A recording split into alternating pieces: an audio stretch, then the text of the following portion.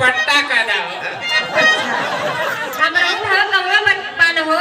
अच्छा तेरे तो हमारा काम कैसे चली? वो झाड़ू पानी पिएला। सुना बताओ तनी सुना बताओ आप। चलिए भैया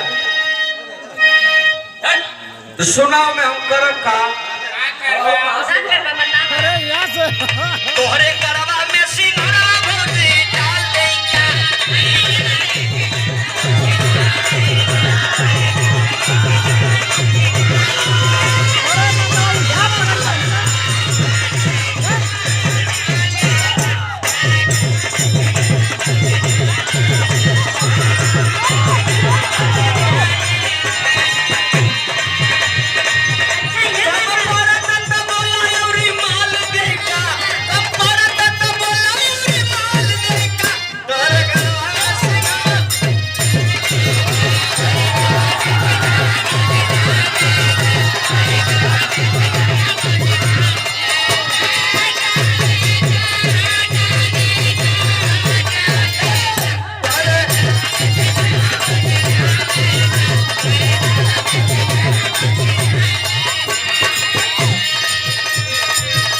सुना सुना ये दर बबुआ।